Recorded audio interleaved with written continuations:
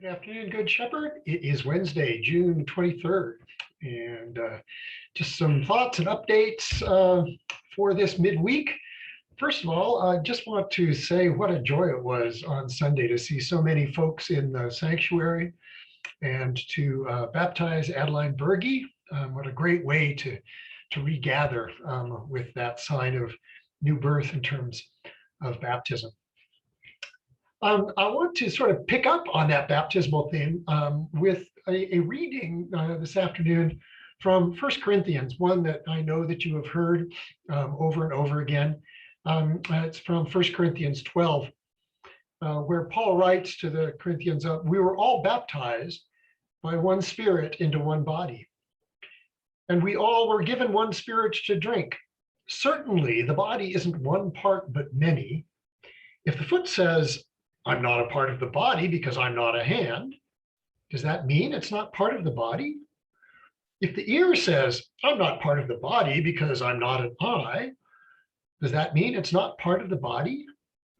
If the whole body were an eye, what would happen to the hearing? And if the whole body were an ear, what would happen to the sense of smell? But as it is, God has placed each one of the parts of the body just like he wanted. If all were one and the same body part, what would happen to the body? But as it is, there are many parts, but one body. So the eye can't say to the hand, I don't need you, or in turn, the head can't say to the feet, I don't need you. If one part suffers, all the parts suffer with it. If one part gets the glory, all the parts celebrate with it. You are the body of Christ and parts of each other. So I wanted to read that as sort of an exhortation to encourage folks to continue to be engaged in the process of thinking about how we will come together and reemerge, continue our reemergence from COVID land.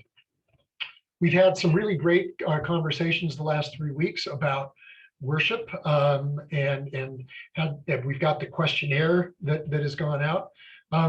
Last time I looked at the responses of the questionnaire, though, there were only about 38. And that's not all of the body that's responding. We haven't had, while the conversations that we've had after each service have been rich, I can't say that they have been representative of all of the portions of the body that were even in attendance at either of those services. So I really want to encourage folks to let your voices be heard as the reimagining team works to arrive at the right kind of solutions as we go forward coming out of COVID land. We're really aiming at a big start kind of at the beginning of September. We hope to have enough in place that we can make some decisions by then. But we really need a lot of your input. So if you haven't gone in and answered those, it's just 2 questions in the little worship questionnaire that went out. That will be, again, the link to that will again be in the e-news tomorrow. Please go in and answer them. It won't take you more than a minute or a minute and a half, but it will be of immeasurable help to us as we go forward. And also, please join us on this coming Sunday as we start talking about ways of gathering that are not worship. How do we regather as a community? How do we reform bonds that COVID has stretched thin or has sort of pushed to the background? How do we re-engage coming out of this with one another? We've got a lot of groups that have been meeting, certainly, whether it's been the Hungry Flock or it's been Faith Club or the men's group. We've got those groups that have been meeting. But again, those are groups mostly that have been established pre-COVID, and that doesn't mean that we're still seeing each other. So how do we want to do that as we come out of COVID? One of the things, too, that has come out of the conversations about worship has been there's been a big desire to have a very robust worship life, and that's great. The problem is that a robust worship life means a robust volunteer corps. And COVID has had an effect on our volunteer corps, whether it's Altar Guild or it's singers or it's ushers or things like that. And I made some mention of that in an article in the last Sheepskin. But as we move forward, please remember that the body depends on all of its members to be the full body, and we are going to need, if we want to fulfill those desires for the kind of robust worship life that we're hearing about, we're going to need a lot of folks to step up so that we aren't working or overworking the volunteers that we do have. Again, that's everything from altar guild to musicians to all sorts of things. So please, over the next few weeks and months, consider how your gifts, the gifts that God has given you in terms of your piece of the body, will benefit the whole body as we move forward. Just a couple sort of status updates and things like that. Again, we are basically open for business at 10 o'clock on Sunday mornings for in-person worship. The Zoom will continue at 8 o'clock. And we are trying to figure out how to make sure that the people who are visiting us or worshiping with us remotely are a full part of the congregation when we have both in-person and online options. Right now, we still have just the two different options, online or in-person. They are not mixed at this point.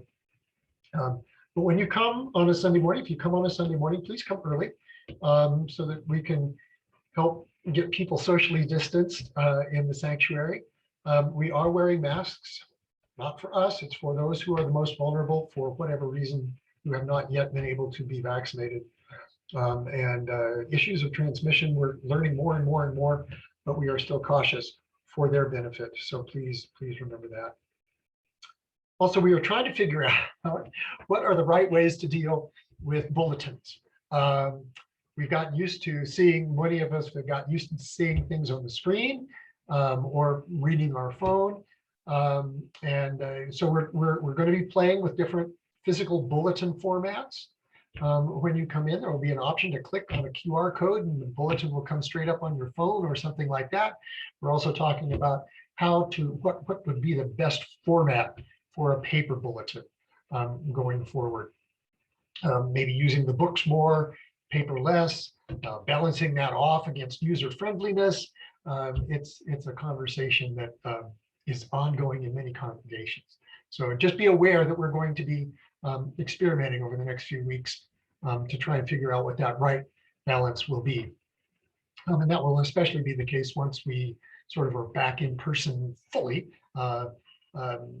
more than one service or something like that. And we have all of the new technology, whatever it looks like, in place and how we will use all of that. So the next 3 to 6 months will probably be a big period of some experimentation. And so please be patient with us and give us your feedback.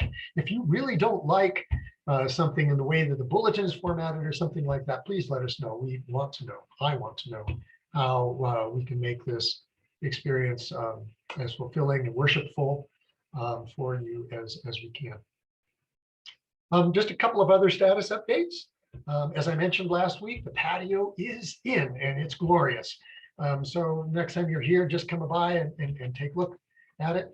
We're trying to figure out a way, what will be the next step to put the sails back up. For those of you who've been here for a while, know that we had some coverings that provided some shade for that area. And about a little over 2 years ago, we had a heavy snow and it pulled the shades down and the supports. And so we're trying to figure out the best way to put up some substantial supports, and we're moving forward on that. We are also moving forward. There is a search committee that is engaged in developing a job description for a replacement for Rachel Whipp, our youth minister. We're trying to figure out how to do that, how we will manage that budgetarily, how we will look for that person, what that person's position description will look like. It'll be pretty much similar to what it was in the past, maybe with some differences, but that we are working on that. We hope to have that job description finalized in a week or so, maybe 2 weeks, and then present it to the finance committee and the vestry so that we can start the search for a new youth minister. So just letting you know that that is going forward, and I'm very grateful to the search committee that's working on that. Oh, and speaking of gratitude, I also wanted to say, with regard to the patio, thank you so much to the Building and Grounds committee, who did such a great job of finding the right people, and especially to Kurt Watson, who sort of oversaw the company that did all of that work. So thank you. There's parts of the body that are working out there, even when we don't necessarily see them in action. And then the last two things are just reminders for other things that are going on later today at 7 o'clock via Zoom, and the information for that went out in a separate email yesterday. A conversation put on by the advocacy team, reconsidering recycling. We'll watch a short video that was put together by NPR, and there's a link in yesterday's email to an opinion piece about recycling. It's not whether we should or you know, which thing goes in which box. It's just really a question of where we are as a nation of recyclers, and what does that mean for us, and how do we move forward as individuals, as a society. We could translate that into how do we move forward as a congregation in terms of our responsibilities to take care of our creation. And then shortly following the end of that discussion this evening at 8:45, as usual, on Wednesday, Compline. And the link for that can be found on the website as well. So that's it for today. Celebrate the part of the body that you feel you are: the voice, the hand, the ear, the eye, the feet. We need you all. Let us know. Blessings to you all, my friends. We'll see you soon.